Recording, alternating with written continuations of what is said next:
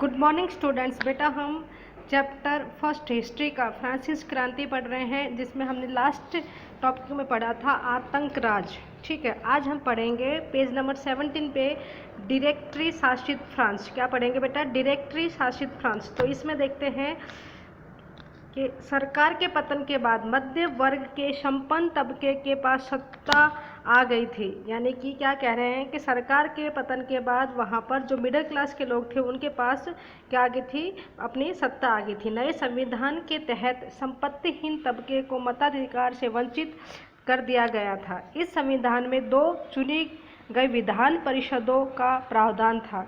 यानी कि जो नए संविधान बना था उसमें क्या था? 2 चुनी हुई विधान परिषद का प्रावधान रखा गया था। परिषदों ने 5 सदस्यों वाली एक कार्यपालिका डायरेक्टरी को नियुक्त किया था। इस प्रावधान के जरिए जैकोबिनों के शासनकाल वाली एक व्यक्ति केंद्रित कार्यपालिका से बचने की कोशिश की गई। ठीक है बेटा, लेकिन डायरेक्टरों का झगड़ा अक्सर विधान परिषद से होता और तब परिषद उन्हें बर्खास्त करने की निष्ठा करती।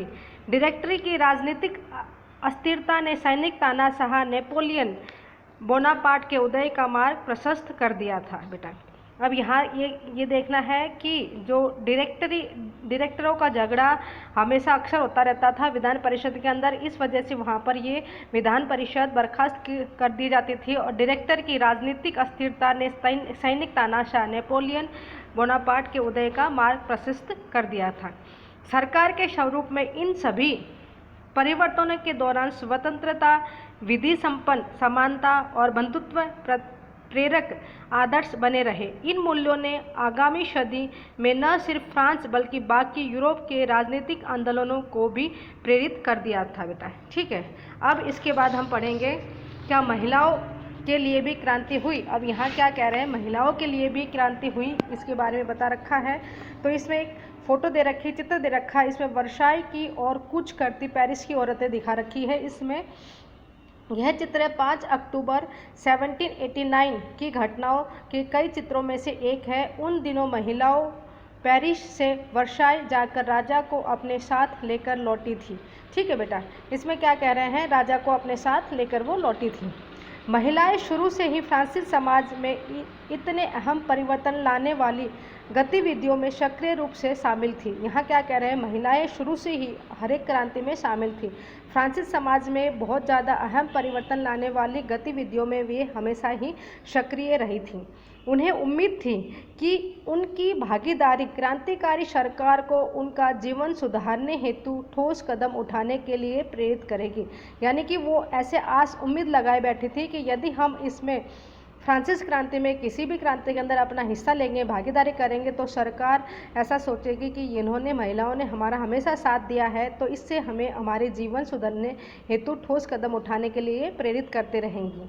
तीसरे स्टेट कि अधिकांश महिलाएं जीविका निर्वाह के लिए काम करती थी। जो तीसरे स्टेट की महिलाएं थीं वो ज़्यादातर अपना जीवन निर्वाह करने के लिए काम करती थी। वे सिलाई बुनाई, कपड़ों की धुलाई करती थी, बाज़ारों में फल फूल सब्जियां बेचती थीं अथवा संपन्न घरों में घरेलू काम करती थी। महिलाएं इस तरह से काम करती थी।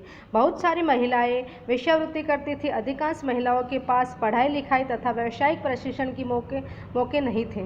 यानी कि वहाँ उस समय में महिलाओं के पास पढ़ाई लिखाई तथा व्यावसायिक प्रशिक्षण के मौके नहीं मिलते थे। केवल कुलीनों की लड़कियाँ अथवा तीसरे स्टेट के धनी परिवारों की लड़कियों की कॉन्वेंट में पढ़ पाती थी। सिर्फ जो बड़े घराने के व्यक्ति थे उनकी बेटियां ही, यानी कि तीसरे स्टेट के जो धनी परिवार होते थे उनकी लड़कियां ही कॉन्वेंट के अंदर पढ़ पाती थी। इसके बाद उनकी शादी कर दी जाती थी।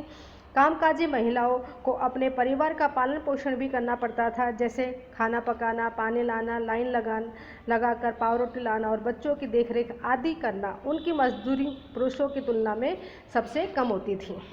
महिलाओं ने अपने हितों की हिमायत करने और उन पर चर्चा करने के लिए खुद के राजनीतिक क्लब शुरू कर दिए और अखबार निकाले। अब यहाँ पर क्या क्या महिलाओं ने, यानी कि अपने हितों की रक्षा करने के लिए और राजनीतिक चर्चा करने के लिए उन्होंने राजनीतिक क्लब शुरू कर दिए और अखबार निकाले भी। फ्रांस के विभिन्न नगरों में महिलाओं के लगभग 60 क्लब अस्तित्व में आए थे। उनमें सोसाइटी ऑफ रेवोल्यूशनरी, उसमें society of revolutionary and Republican women सबसे मशहूर क्लब माना जाता था। उनकी एक प्रमुख मांग यह थी कि महिलाओं को पुरुष के समान राजनीतिक अधिकार प्राप्त होने चाहिए। यानी कि जो ये रेवोल्यूशनरी एंड रिपब्लिकन वुमेन है, ये जो क्लब है सोसाइटी ऑफ है, इसको मशहूर क्लब माना जाता था और उनकी डिमांड थी कि जो महिलाओं को पुरुषों के समान राजनीतिक अधिकार मिलने चाहिए। महिलाएं इन बात से निराश हुई कि थी कि 1791 के संविधान में उन्हें निष्क्रिय नागरिक का दर्जा दिया गया था। यानी कि वो नाराज़ थी कि जब 1791 में जो संविधान बना था तो उन्होंने मत डालने का अधिकार नहीं दिया गया था। महिलाओं ने मताधिकार, असेंबली के लिए चुने जाने तथा राजनीतिक पदों की मांग रखी। उनका मानना था कि तभी नई सरकार में उनके हितों का प्रतिनिधित्व हो पाएगा। यानी कि वो ऐसे चाहती थी कि हर जगह उनको बराबरी का हक मिलना चाहिए, तभी वो सरकार के पुरुषों के बराबर हो पाएगी। प्रारंभिक वर्षों में क्रांतिकारी सरकार ने महिलाओं के जीवन में सुधार करने वाले कुछ कानून लागू किए। यानी शुरुआत में तो क्रांतिकारी सरकार ने क्या किया, महिलाओं के जीवन में सुधार लाने के लिए कुछ कानून बनाए। सरकारी विद्यालयों की स्थापना के साथ सभी लड़कियों के लिए स्कूली शिक्षा की अनिवार्य बना दिया गया। अब उन्हें उनकी मर्जी के खिलाफ शादी के लिए बाध्य नहीं कर सकते थे। वो अपनी इच्छा से, स्वेच्छा से अनुबंध माना गया और नागरिक कानून के तहत उनका नवीनीकरण किया जाने लगा। तलाक को कानूनी रूप दे दिया गया और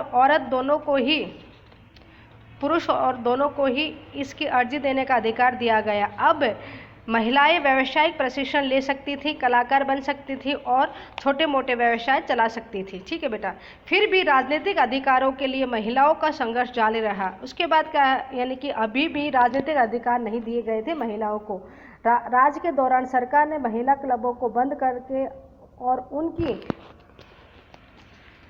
नीतिक गतिविधियों पर प्रतिबंध लगाने वाले कानून लगा दिए गए। कई बार मानी महिलाओं को गिरफ्तार कर लिया गया और उन्हें कुछ को तो सूली पर भी चढ़ा दिया गया। ठीक है बेटा। मताधिकार और समान वेतन के लिए महिलाओं का आंदोलन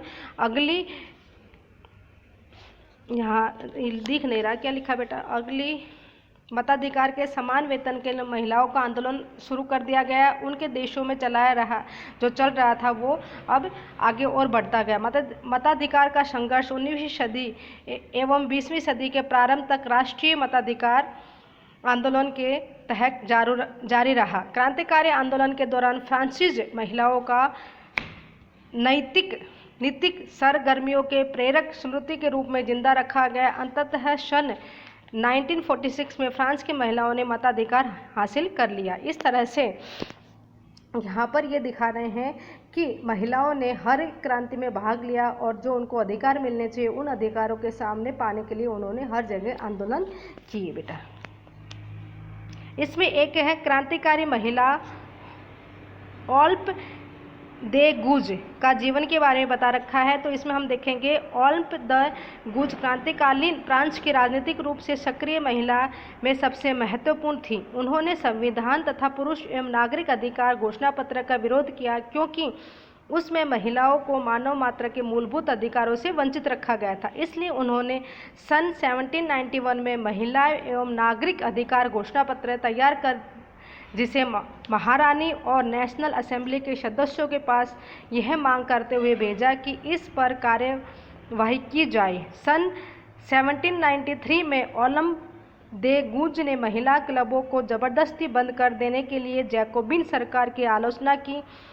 उन पर नेशनल कन्वेंशन द्वारा देशद्रोह का मुकदमा चलाया गया और इसके तुरंत बाद उन्हें फांसी पर लटका दिया गया। ये इसकी ओल्प दे गुज क्रांतिकारी महिला के बारे में बता रखा है बेटा। ठीक है। इसके बाद नेक्स्ट टॉपिक है दास प्रथा का उन्मूलन। ये मैं आपको नेक्स्ट वीडियो में पढ़ाऊंगी। Thank you.